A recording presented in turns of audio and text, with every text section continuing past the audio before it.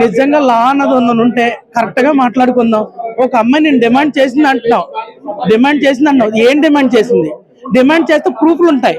నీకు ఎంత డిమాండ్ చేసింది, నువ్వు ఎంత కట్టావు, ఏమి ఇచ్చావు? ల్యాండ్ ఇచ్చావు, ల్యాండ్ తగ్గ ప్రూఫ్ ఏది? ఏ ప్రూఫ్లు ఉన్నాయి? ప్రూఫ్లు చూపించు, లాక్ చూపించు, బయటకు చూపించు, మీడియాకి చూపించి చెయ్యి. అసలు ఆ అమ్మాయిని నువ్వు ఎందుకు చంపాల్సి వచ్చింది? అయితే నీకు హక్కు ఉంది కదా, నువ్వు లా నీ చేతిలో తీసుకుంటావా? నువ్వు ఇప్పుడు చంపేస్తావు, నీ తల్లి నీ చెల్లి అయితే చంపేస్తావు, అలాగే మొక్కలు చేస్తావా? బయట వ్యక్తి కాబట్టి నువ్వు మొక్కలు చేసి దాన్ని పార్సల్ చేసి ఫ్రిడ్జ్ లో పెట్టుకొని ఫ్రీజ్ చేసుకున్నావు అంటే అర్థం ఏంటి? అంటే ఎంత లా నువ్వు మోసం చేద్దాం అనుకున్నావు? ఇవన్నీ చాలా ఉన్నాయండి, డౌట్లు ఉన్నాయి. అయితే ఏదైనా న్యాయం అన్నది పోలీసుల ద్వారా బయటికి రావాలి. మనం అనేసుకున్నట్టు మాత్రాన వాళ్ళు చెప్పిస్తున్నంత మాత్రం న్యాయం కాదు. మేమేదో అనేసినంత ఉద్రేకం మీద మేము అనేసినంత మాత్రం న్యాయం కాదు.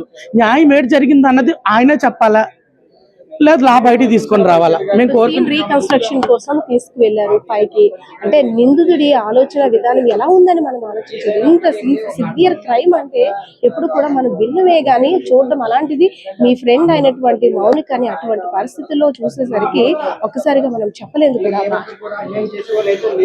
మీకు అదే అంటున్నానండి నేను, లాని ఎవరి చేతిలో తీసుకోవడానికి మనకు హక్కు లేదు. నీకు కోపం ఉంది, ఓకే, తప్పు చేసింది నీ దగ్గర, నువ్వేం చేయాలా? నీ భార్య, నీ చెల్లా, నువ్వు ఎందుకు, నీ కోపం నీకు ఎందుకు వచ్చింది? పరాయి వ్యక్తి కదా, నువ్వు తీసుకెళ్ళి పోలీస్ స్టేషన్ కబ్ చెప్పచ్చు కదా, నాకు ఇలాగ ఉందండి, నన్ను ఇలా బాధపడుతుంది, లాన్ అప్రోచ్ అవ్వచ్చు కదా.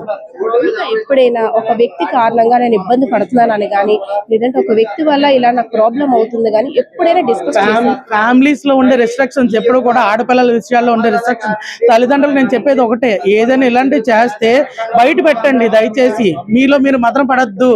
మీరు మదన పడడం వల్ల ఇలాంటి సిచ్యువేషన్ జరుగుతాయి.